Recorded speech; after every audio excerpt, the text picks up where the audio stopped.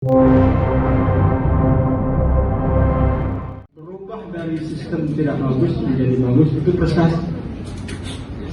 Pokoknya apa saja yang merupakan perbaikan dari kondisi sebelumnya atau percepatan dari kondisi sebelumnya atau perubahan ke arah yang lebih baik dari yang sebelumnya, itu adalah prestasi, dan itu bisa kita ciptakan setiap hari. Kalau kita bisa menciptakan setiap hari, akan berbahagialah kita dalam bekerja. Kita tak pernah akan. Saya bikin bagus-bagus juga, paling coret-coretnya juga sudah masih. Mana para PP di sini, mana sebut dia tangan? Ada? Atau yang biasa bertugas ini? Ya, ini bukan mau dia bapakan, tidak akan dibapakan. Saya cuma ingin bertanya kejujurannya saja, ya, seperti apa itu? Ada nggak yang seperti itu sikapnya? Asal yang penting udah jadi Bu, udah. Nanti akan dikoreksi juga nanti ada majelisnya, akan dicoret-coret juga, akan dibetulin. Kadang gitu Pak. Dulu seperti itu. Mulai hari ini kita cek. Setelah itu kita cek ulang. Nah, itu prestasi. Saya pernah, ini rahasia, saya pernah dikerjai oleh PP. Banyak sekali kesalahan kecil. Saya senang yang orangnya itu dulu. Sekali saya bikin terapi begini, saya panggil, saya suruh di meja saya itu, Bapak tolong dibacakan berita acara yang Bapak serahkan ke saya tadi. Diambilnya beritanya, lalu dia duduk. Saya bilang saya tidak suruh duduk, Bapak berdiri saja, supaya suaranya lancar keluar, sampai lantang suara. Bapak ambil pensil, setiap ada kekeliruan Bapak tandai, kasih coret. Mulailah dia membaca. Kasih tanda. Begitu beres berikutnya, ini salah lagi Pak, ya sudah. Ya. Akhirnya pertama mencoba terapi saya itu lebih daripada 20 kesalahan dalam satu BAS yang dibuat. Dulu namanya BAP ya. Oh ini Pak banyak kesalahannya Pak. Saya bilang berarti Bapak bisa mencari salahnya. Kenapa Bapak suruh saya mencarinya? Kan Bapak sendiri bisa cari. Lalu itu sekarang perbaiki. Dia pergi ke mejanya, dia berbagi. Dia datang lagi saya. Coba baca ulang Pak. Dia baca kembali. Kalau bahasa Manado itu namanya baca ulang. Begitu Bu ya, Bu apa namanya? Bu Iva ya. Torang ini torang dari timur ya. Torang ini semua dari timur torang ini. Suka makan ikan, yang rica-rica ya. Mulu. Udah abu ya. Saya ini 18 tahun di Manado. Jadi ketika saya jadi KPTA Maluku Utara itu saya jago bahasa Maluku Utara. Dan orang bilang begini, Bapak sudah jago bahasa di sini kan? Padahal Bapak baru datang katanya. Saya bilang iya. Saya memang pintar bahasa sini. Padahal bahasa di sana itu sama dengan bahasa Manado. Jadi saya agak kesulitan bahasa di sana. Apa ceritanya tadi itu? Jadi cek and recheck. Akhirnya teman yang saya terapi tadi itu lebih tua umurnya dari saya, lebih jauh tuanya. Begitu dia sudah ketiga kali sudah tidak ada salah lagi. Berita acara berikut tidak pernah salah lagi. Setelah itu saya tidak pernah lagi periksa berita acara dia. Karena saya yakin sudah benar. Kenapa? Karena dia sudah punya sistem kerja. Dia sudah sudah punya sistem check and recheck itu. 3 kali saya buktikan tidak pernah salah, satu pun tidak pernah salah. Setelah itu saya tak pernah memeriksa sampai dia pensiun. Ketika dia perpisahan kita pensiun itu, dia bilang begini, satu-satunya hakim yang menterapi saya adalah Pak Insafli. Saya pertama jengkel sekali katanya. Saya disuruh membaca berita acara, tidak boleh duduk, harus berdiri. Padahal dia kan lebih muda dari saya, kemudian lebih muda dari saya, jadi saya itu marah sekali itu. Tetapi setelah saya alami itu, saya sangat bersyukur kepada Bapak. Karena sejak itu saya tidak pernah sembrono lagi menyusun berita acara. Bagaimana PP kali Anda? Bisa? Nah, begitu dong. Itu adalah prestasi. Berubah dari sistem tidak bagus menjadi bagus itu prestasi. Pokoknya apa saja yang merupakan perbaikan dari kondisi sebelumnya atau percepatan dari kondisi sebelumnya atau perubahan ke arah yang lebih baik dari yang sebelumnya, itu adalah prestasi. Dan itu bisa kita ciptakan setiap hari. Kalau kita bisa menciptakan setiap hari, akan berbahagialah kita dalam bekerja. Kita tidak pernah akan merasa bosan, merasa jenuh gitu. Mulai besok, jangan besok kan libur kita ya.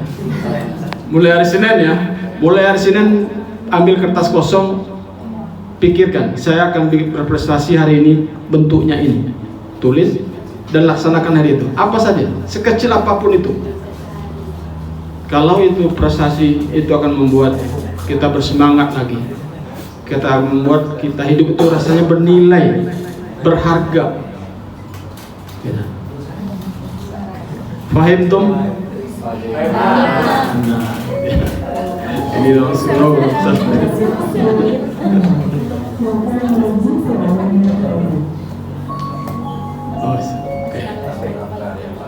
satu ya.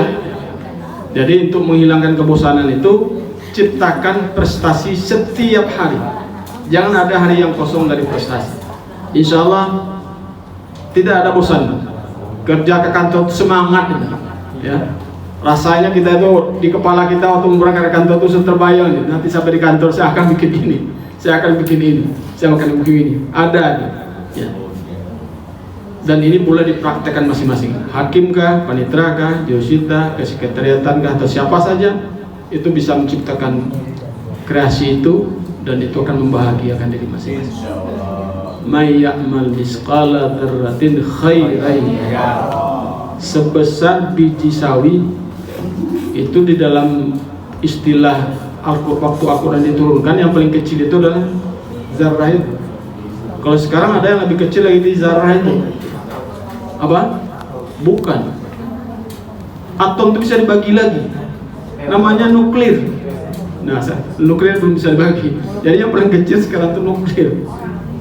Amal baik itu sebesar nuklir pun, may ya'mal misqala nuklirin, sebesar nuklir pun itu pasti akan kita lihat, kelihatan hasilnya. Dan kita bisa bedakan, ini orang optimis, ini orang positive thinking, ini orang ke kantornya itu dalam keadaan memang sudah dalam hati yang gembira, katanya ibu tadi ya, hati yang tenang. Dia bersiul-siul aja ya. Dari gembira hatinya. Ya, dia nyanyikanlah Say Kumi Dua Juai. Dia senang, orang mendengar juga senang, asal suaranya bagus ya. Ada orang yang suaranya tidak bagus, dia menyanyi gembira, orang mendengarnya sakit hati. Satu, catat ya, ini tolong dicatat ya. Untuk menghilangkan kebosanan di kantor itu, kejenuhan itu, ciptakan prestasi setiap hari. Ketika kami diajak di acara pelatihan ekonomi syariah di Riyadh, kami diajak menyaksikan persidangan di pengadilan semacam pengadilan tata usaha di sini ya. Yang berperkara itu antara masyarakat biasa dengan pejabat pertanahan di Riyadh situ. Saya duduk paling depan. Hakimnya pakaiannya sangat sederhana, pakai jubah putih seperti orang Arab, pakai sorban. Sorban yang merah putih kecil-kecil itu, yang ya, bertiga mereka seragamnya itu. Masuk pengacaranya juga pakai itu juga, pakai jubah, pakai namanya itu, bahasa Indonesia-nya apa itu? Bilang sorban ya, kalau sorban kan yang dililitkan besar itu ya, dipakai di Ponegoro, Imam itu sebenarnya namanya. Tapi yang kalau dipakai Muhammad Khadafi itu apa namanya itu? Yang apa ya? Deton. Nah itulah kira-kira. Panitera penggantinya pakainya juga sama. Yang berperkara juga pakainya sama. Sebenarnya ini mana ya orangnya ini? Begitu mereka duduk di meja masing-masing baru ketahuan, oh ini hakim, ini pengacara, ini pihaknya, ini penitera pengganti. Di ruang sidangnya itu layar besar, lebih besar, besar ini, 2 kiri kanan. Penitera mengetik itu terlihat di situ. Apa yang dia ketik kelihatan di layar. Salah dia delete, dihapus lagi, apa kembali. Begitu selesai tanya jawab hakimnya dengan pihak, langsung dicetaknya berita acara sidangnya, langsung ditaukiknya, tanda tangan, selesai berita acara. Sebenarnya canggih sekali persidangan ini. Padahal pakaiannya tidak canggih, pakaiannya seperti imam masjid, seperti muazin, seperti apa ya. Tetapi cara bekerja itu sangat ringkas, sangat cekatan. Dalam hati saya, ya Allah, kalau di Indonesia bisa seperti ini, saya bahagia sekali. Tapi sampai sekarang belum pernah saya melihat di pengadilan yang pernah menciptakan sistem seperti itu. Begitu selesai berita acara, begitu selesai sidang, diketok palu sidang tutup, langsung di print, kan ada printer situ, print, langsung tanda tangan ke majelis berita acara, selesai. Kira-kira nyaman atau tidak itu? Saya tanya sama PP ini, nyaman kan? Tetapi bisa nggak kita buat seperti itu? Jangan dikatakan di Riyadh itu tidak banyak perkara. Yang saya ceritakan cuma 1, tapi yang lain kan saya ceritakan banyak juga perkara itu. Cuma ini sistem. Pasti diawali dengan pembicaraan tentang tugas hakim. Hakim itu hanya bertanya tentang hal-hal yang akan dipertimbangkannya saja. Kalau yang tidak akan dipertimbangkan ini tidak akan ditanyakan, tuh apa saya tanyakan, tuh tidak akan saya pertimbangkan juga, dia akan pertimbangkan saja. Jadi mulai dari situ sudah dirumuskan. Bapakmu gimana keadaan sehat? Tidak perlu ada itu pertanyaan seperti itu. Ngapain bapaknya yang ditanyakan? Saya dulu ceritanya sekarang. Dulu itu calon hakim tuh bisa menjadi namanya hakim honorer. Saya jadi hakim honorer. Nah, anggotanya itu juga diantaranya ada yang pensiunan KUA, pensiunan Kadepbak. Dulu ya kan jarang di Indonesia Timur. Saya masih Manado dulu di Tondano. Jadi saya jadi hakim honorer. Jadi yang bukan dari pengadilan itu pertanyaan seperti itu. Kamu anaknya Pak Gafar kan? Pak Gafar ini kebun situ. Iya Pak. Bagaimana bapakmu sekarang? Kerja apa dia? So bagaimana itu dia sekarang? Masih sehat toh? Ngapain itu ditanyakan? Apakah sampai sekarang hakim seperti itu masih ada? Nah, kenapa bukan hakimnya menjawab? Bisa menjawab hakimnya. Jadi pertanyaan itu mestinya adalah tentang hal-hal yang memang penting ditanyakan. Yang tidak perlu ditanyakan, ngapain ditanyakan? Hanya akan menghabiskan waktu kita dan menghabiskan kertas yang kita catat saja. Saya tidak membantu PP ini ya. Saya cuma ingin menunjukkan, saya ibarat orang berjalan di tempat gelap, saya cuma menyalakan senternya. Saya nyalakan senternya, silakan Bapak lihat sendiri seperti apa. Oh, gitu. Saya cuma menyalakan senternya. Saya nyalakan senternya. Kemungkinan seperti itu, ya. Jadi barangkali mereka sudah punya rumusan. Kalau perkara ini gugat cerai, pertanyaan pokoknya 15. Satu ini. Siapa nama saudara? Ngapain ditanyakan namanya? Ada dulu bertengkar antara majelis dengan advokat gara-gara itu. Siapa namanya pihaknya? Sudah ada di situ Pak, di surat gugatannya. Ya tapi kan saya bertanya. Iya sudah ada di situ, Bapak lihat ada di situ namanya itu. Dia tidak mau jawab, kalau mau jawab disuruh lihat dia. Sudah ada, kalau ditanyakan lagi berapa umur juga sudah ada situ juga Pak. Akhirnya yang hakim ini emosi, bertengkar. Nah, akhirnya kan terjadi hal yang tidak diinginkan. Itu karena apa? Karena kita memang menanyakan hal yang tidak perlu ditanyakan, kecuali ada eksepsi, ya. Tergugat mengatakan tidak benar nama saya itu, nama saya bukan Muhammad, nama saya bukan Abdul, tapi nama saya Karim misalnya. Oh, kalau begitu sesungguhnya kenapa berubah nama? Sudah ada apa ceritanya nih? Kenapa penggugat mengatakan ini Abdul, padahal sesungguhnya Karim? Barangkali ada dua namanya, ada aliasnya kan gitu. Ini sebagai satu contoh saja, itu termasuk kreasi yang menyenangkan. Cobalah coba buat sistem seperti itu. Saya kira baru kalian dah ya akan membuat seperti itu kalau sehingga PP itu sangat terbantu. Kenapa? Karena pertanyaannya sudah ada di laptopnya. Pertanyaannya 20 sudah ada. Kecuali kalau ada pertanyaan tambahan yang dianggap perlu bisa ditambah 1-2, tapi itu sudah tidak banyak kan gitu.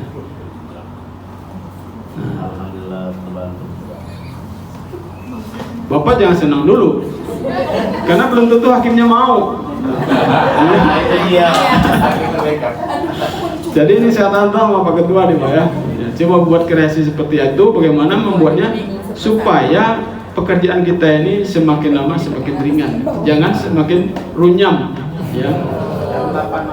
Nah, kalau seperti itu kan PP-nya tinggal mengetik jawabannya. Pertanyaan 20 sudah ada di Google apa ini? Cerai talak sih 15 pertanyaan pokok, ya. 1 ini, 2 ini. Paling tambahannya 3-4 biji ya, tidak terlalu banyak lah ngetiknya. Saya berharap setelah begitu ketuk palu selesai berita acaranya. Bagaimana Bu Panitra?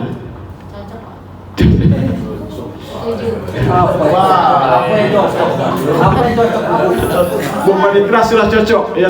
Tinggal nanti Pak Ketua dengan hakim-hakim nanti akan berembuk nanti ya bagaimana. Tapi intinya adalah bahwa kita ingin membuat pekerjaan kita itu semakin lama itu semakin praktis, semakin simpel, tapi bermutu. Bukan sembarangan, bukan asal-asal, tapi bermutu. Daripada panjang sekali, tetapi tidak ada mutunya. Ya kan? Bapak ini saya lihat merasa terbantu oleh Pak Ketua ini. Maksudnya begitu. Ini menyangkut instansi kita, pekerjaan kantor kita, ya, supaya bekerja itu dengan smart, ya, dengan pintar, cerdas. Gitu. Sampai di mana tadi itu? Sistem yang menyenangkan. Ya, kita ciptakan sistem yang mempermudah kita bekerja. Baik hakim, panitera, cobalah ciptakan seperti itu. Nah, apalagi di dalam rangka membangun ZI, zona integritas, ya. Kita tuh memang harus, kata Ibu tadi, kita harus bekerja sama dengan teman-teman. Kita harus bekerja secara tim, ya. Jangan bekerja secara sendiri-sendiri. Capek sekali kita. Bayangkan kalau kita main bola, mulai dari gawang kita diarak bola itu sendiri aja sampai di gawang lawan, sampai di garis garis apa namanya, garis penalti itu tenaga habis. Mau nendang bola tidak ada tenaga lagi. Kenapa? Karena bekerja secara individu itu akan menghabiskan tenaga dan hasilnya pasti tidak bagus. Jadi ciptakanlah antara hakim dan panitera dan jurusita itu bukan kompetitor, ya, bukan persaingan. Yang terjadi persaingan antara hakim, panitera dan jurusita, kan tidak logis mereka itu bersaing, ya. Seperti di tempat lain saya tidak usah ceritakan, ya. Terjadi pokoknya hakim mempersulit panitera, akhirnya panitera juga balas. Memang saya tidak bisa apa, saya bisa balas juga. Dibalas saat-saat diperlukan berita acara belum selesai, dia pulang, alasannya sakit perut, ya. Tapi itu tidak benar, itu cara yang tidak benar. Mestinya kita ini bersama bekerja secara tim, ya, saling membantu, saling meringankan. Makanya karena itu saya minta kepada hakim-hakim coba pikirkan bagaimana supaya membuat sistem kita kerja ini begitu sidang, karena kita kan di ruang sidang itu sudah ada laptop ya, menurut apa istilahnya, menurut aturan apa, bukan ini yang kebutuhan ruang sidang apa, dekorum ya. Kalau dekorum itu kan semua hakim itu ada laptopnya, termasuk panitia pengganti, dan mestinya ada printer di situ. Jadi begitu ketua majelis ketok palu berita acara print, langsung ditandatangan oleh ketua majelis. Di Bandung pernah ya. Tergantung majelis dan tergantung sistem yang dibuat. Tetapi jangan jadi panitia pengganti seperti yang saya ceritakan di awal tadi. Dalam satu halaman saya bisa 10 kata yang salah itu. Kalau tidak salah ketiknya, salah katanya, itu kan bisa menghancurkan nama baik pengadilan kita. Oke? Bisa? Nah, kan kita bisa. Apa tadi ujungnya apa tuh? Bisa. Ya. Yes. Yang nomor berapa lagi nih? Bisa tanda tadi tuh? Nomor 3 sekarang. Nomor 3, bahwa kita bekerja ini didasari oleh aturan-aturan dan ketentuan-ketentuan, ya. Ada namanya hukum acara, ada namanya hukum material. Hukum acara itu juga disebut dengan hukum formil, ya. Ada yang disebut dengan hukum material. Ada yang disebut dengan kode. Ada kode etik, ya. Kode itu apa? Kode etik itu artinya apa? Kode etik itu adalah hukum etik. Itu hukum. Jangan dianggap itu hanya sebagai instrumen saja. Kode Napoleon itu adalah hukum yang ditulis oleh Napoleon. Kode etik itu adalah hukum menurut etik. Ya kan? Ada kode etik hakim, ada kode etik panitera dan jurusita, ada kode etik aparatur sipil negara. Semuanya punya kode etik sekarang. Kalau hakim, saya yakin semuanya sudah baca kode etiknya, ya. Coba hakim mengangguk atau mengeleng? Sudah baca kan? Sudah hafal belum? Nah, itu hukum yang harus kita jaga betul. Jangan keinjak sama kita, jangan ketendang sama kita. Kalau ketendang, lengket kakinya. Percaya saja. Ada 10 itu kode etik itu, hakim itu. Apa itu? Adil.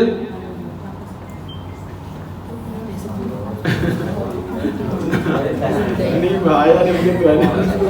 Bagaimana dia nggak tahu, nggak hafal ya, pelanggar aja tiap hari. Ini langgar terus tiap hari. Sekarang panitera, ada yang hafal nggak? Kode etik panitera dan jurusita. Ada berapa pasal semua? Oh iya.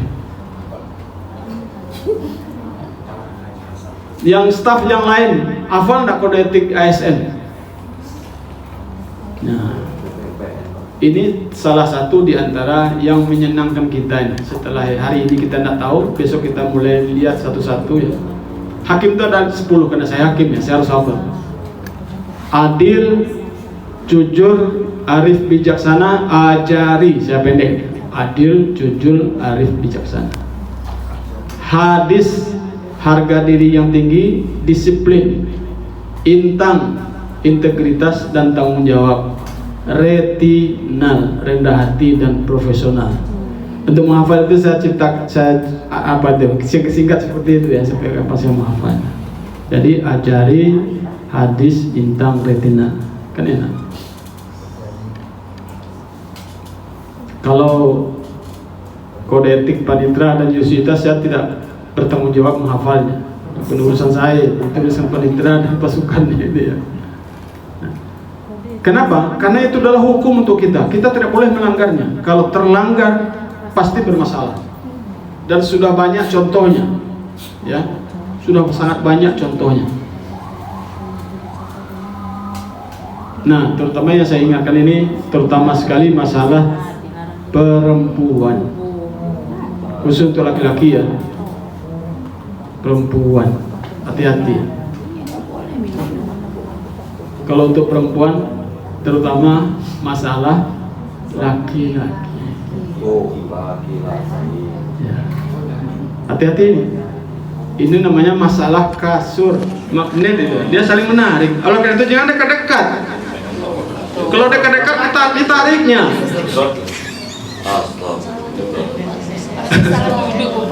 Jangan kita Nabi Yusuf dan Zulaikha saja, hampir saja. Allah katakan sudah hampir, sangat hampir sekali. Tapi tidak terjadi, ya, tidak terjadi. Kenapa? Karena ada yang membantu Yusuf, yaitu bapaknya datang lalu memukul dadanya sehingga dia tersadar, ya, dia tersadar. Apa cerita kita tadi itu? Masalah aturan ya, masalah aturannya. Jangan sampai kita terjebak dengan seperti itu. Ya, saya ingatkan Pak Ketua, mudah-mudahan teman-teman kita di sini selamat semuanya. Jangan berharap minta tolong sama Pak KPTA ketika sudah terjerembab nanti. Ya, saya tidak akan menolong. Ada biaya sendiri. Saya sudah ingatkan pada hari Jumat tanggal 23 Juni 2023. Saya sudah ingatkan dari sekarang, jangan sampai terjadi, ya. Jangan sampai terjadi. Karena ada kode etik kita, ya. Dan korbannya sudah sangat banyak itu kode etik. Sudah ribuan korbannya. Ya. Karena itu hukum. Ingat ya, itu hukum. Oleh karena itu jangan salah tulis ya. Kode etik panitera dan sekretaris dan kejuruteraan itu ada juga, itu harus dihidupkan ya. IPASPI itu harus mensosialisasikan itu, sosialisasikan sama teman-teman supaya tahu ini hukum, itu hukum. Berani melanggar, berani menginjaknya, keikat kakinya di situ, rubuh itu. Dan sudah banyak contohnya. Itu nomor berapa tadi? 3. Sekarang nomor 4 ya. Sekarang nomor 4 sekarang. Jadi nomor 1 tadi apa?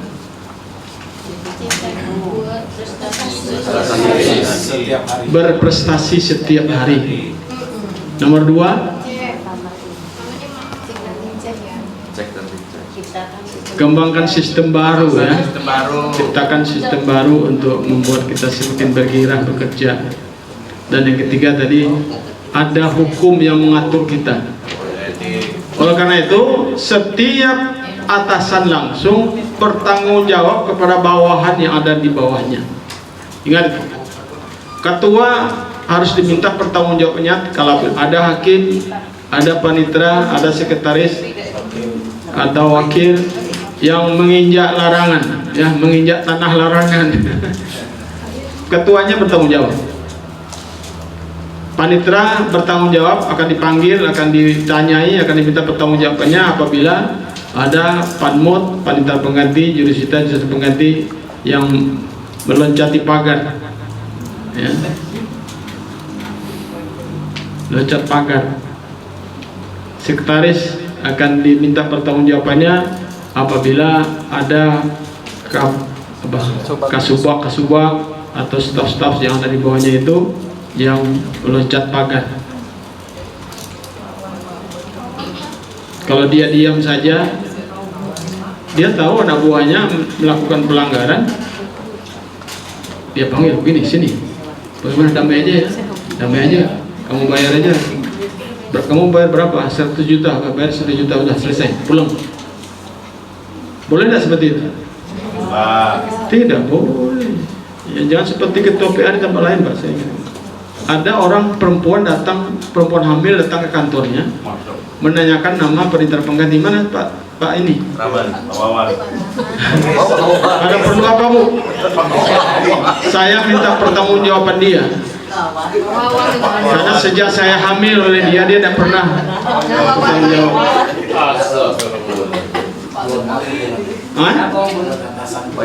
Nah, oleh atasan, oleh ketuanya langsung dipanggil, panggil ke ruang dia, dua-duanya dipanggil, perempuannya dipanggil wanita penggantinya, apa benar kamu menghamili dia? Benar. Iya sih. Tapi bukan cuma saya, Bu. Ada lagi sopir katanya. Sopir pengadilan juga yang ikut partisipasi katanya. Iya. Tapi begitu ditanya sopirnya bilang enggak pernah tuh, Pak. Enggak pernah. Dia sendiri itu katanya. Oh gitu. Itu kayak kisah nyata. Bukan kisah nyata ini. Ini kisah nyata. Saya marahi ketua PA-nya. Kenapa? Karena dia melakukan pelanggaran terhadap proses pengaduan. Mestinya pengaduan seperti itu kan diregister dulu. Setelah diregister ditelaah dulu, kalau juga telaah. Setelah telaah nanti baru ketuanya bentuk tim. Tim ini akan memeriksa. Jangan diselesaikan oleh pimpinannya sendiri, tidak boleh. Tidak ada aturannya itu. Dia bisa dihukum. Sayangnya saya setelah pindah, tapi bukan di Jogja ya. Saya tanya tempat lain. Jadi sekali lagi saya inginkan bahwa kita ini bekerja ada aturannya, termasuk memproses pengaduan dan apa ini itu jelas. Kita harus paham apa yang harus kita buat ketika ada perempuan hamil datang sini menanyai nama Pak Sekretaris misalnya. Tapi yang datang itu istrinya. Kalau istrinya yang datang ada masalah. Tapi kalau misalnya seperti itu kejadiannya, jangan ditangani dengan secara tidak sesuai dengan aturan. Karena itu pelanggaran. Saya curiga, jangan-jangan ini PP ini minta perlindungan kepada ketuanya. Tolong lindungi saya Pak, tolong lindungi saya Bu. Karena itu berat. Menghamili orang itu berat. Padahal istrinya ada, tidak hamil. Masalahnya. Nah ini kisah nyata ini yang bukan saya. Ini juga nyata Pak. Baik. Jadi yang keempat nih ya, yang keempat tadi itu adalah kita bekerja ada hukum, ada aturan, dan kode etik itu saya ingatkan itu adalah hukum. Jangan dianggap itu hanya suplemen saja. Jangan itu dianggap hanya sebagai aksesoris saja. Nah hiasan saya bukan.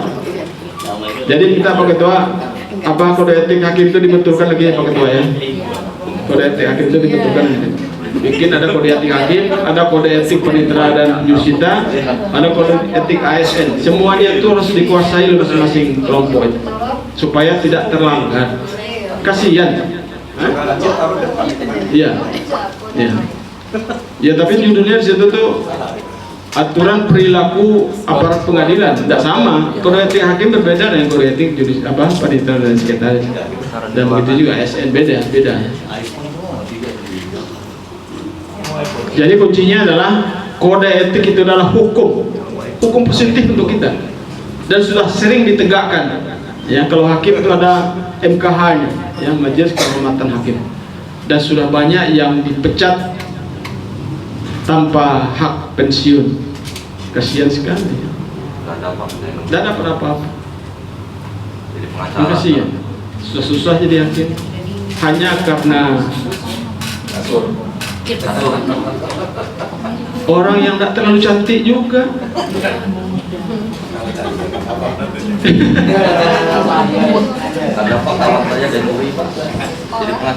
Yang kelima terakhir, ini yang terakhir. Saya khawatir bapak-bapak ini tidak mau banyak-banyak, 5 aja lah ya. Jadi yang pertama tadi apa? Kita ulang lagi.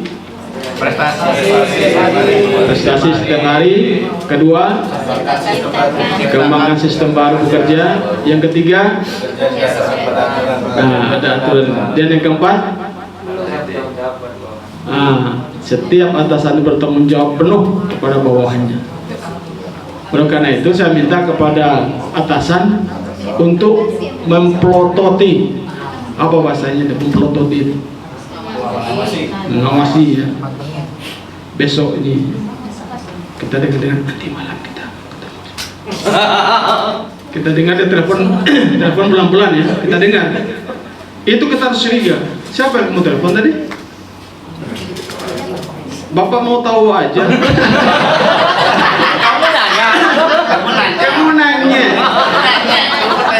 Kamu nanya. Harus seperti itu. Kalau atas aja Dan saya minta kepada bawahan jangan merasa terganggu oleh pengawasan itu. Itu namanya pengawasan. Karena kewajiban atasan itu dua tuh. Kewajiban atasan langsung itu dua. Yang pertama pembinaan, membina bawahnya. Yang kedua mengawasi bawahnya baik di dalam dinas maupun di luar dinas. Baca itu Perma nomor 8 2016 itu, begitu bunyinya. Jadi kalau malam minggu dia keluar, setiap malam minggu keluar dari diskotik sana bersama perempuan yang kita tidak kenal. Itu sudah saatnya kita panggil, kita tanya siapa.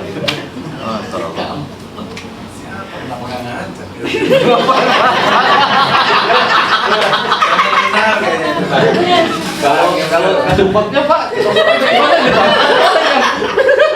Pak kita semua kayak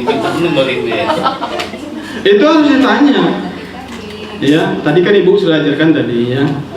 Termasuk dari rumah itu kalau bapaknya itu sudah kok lain gayanya sekarang ya.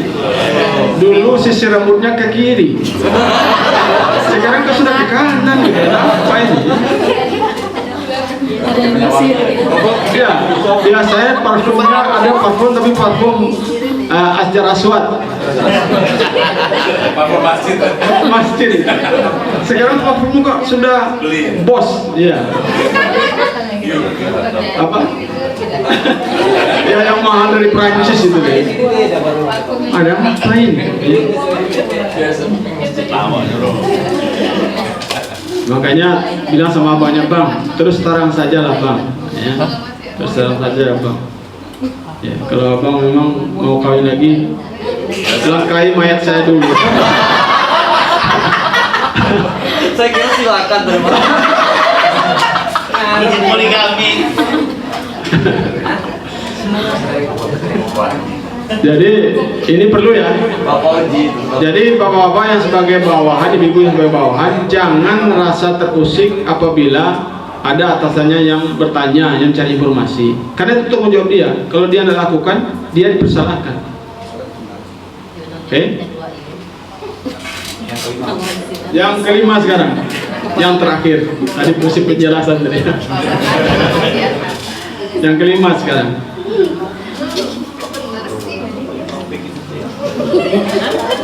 Kita harus ikhlas, ya. Kita harus ikhlas menerima nasib kita masing-masing.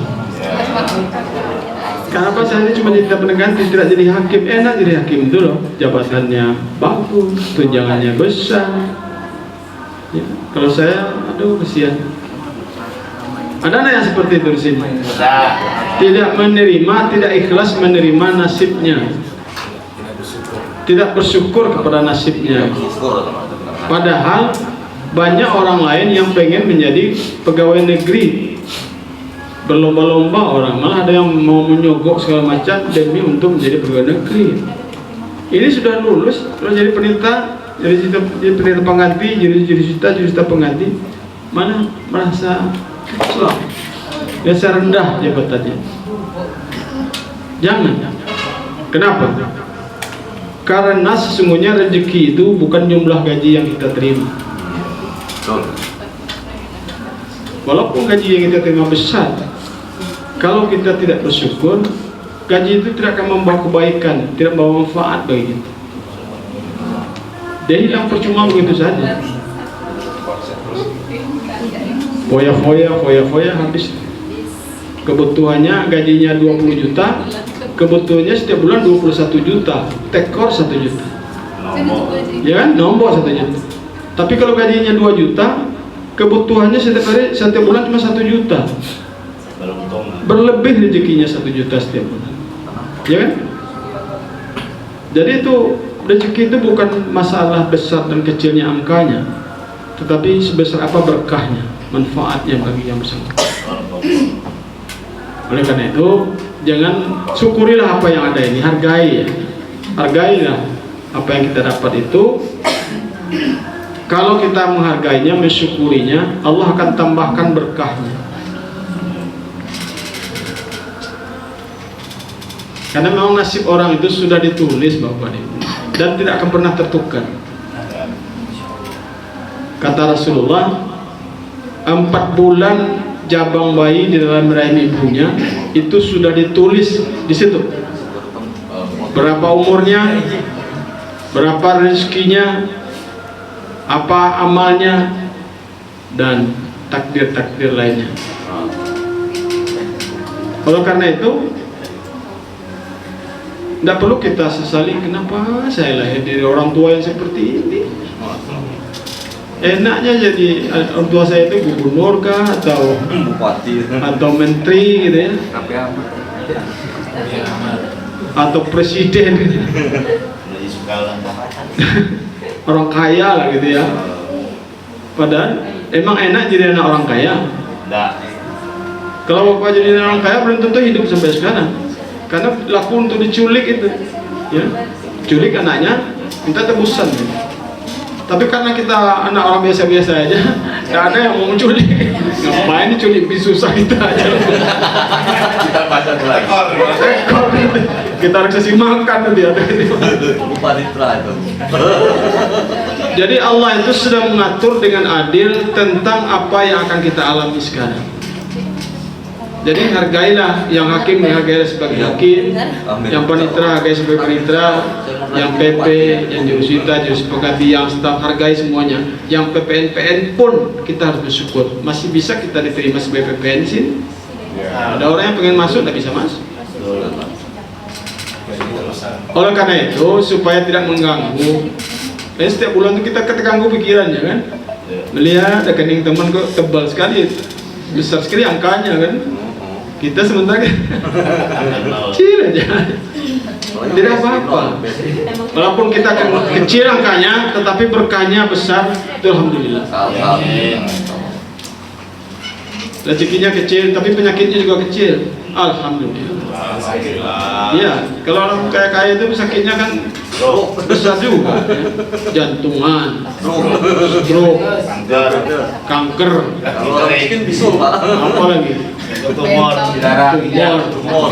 Cuci darah. Kalau yang miskin penyakitnya paling-paling kutis, panu, urat. Karena jarang mandi.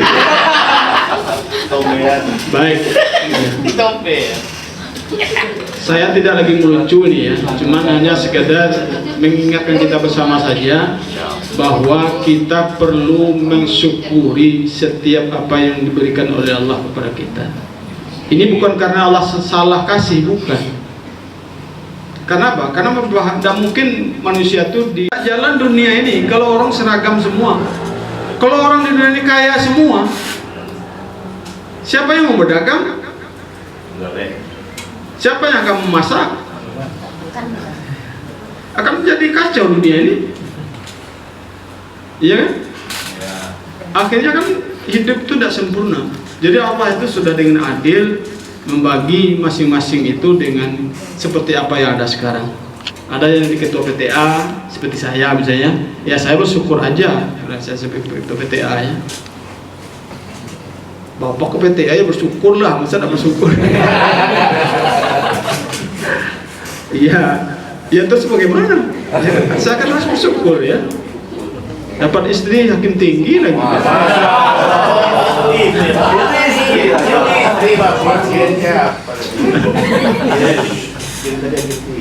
Ya, bersyukurlah sebagai ketua PA Kalianda ya. Jadi ketua kelas 1B yang sebentar lagi akan menjadi wakil kelas 1A ya. Mudah-mudahan masih di wilayah kita di sini ya. Baik, karena sudah azan, saya kira cukup pembinaan saya sampai di sini.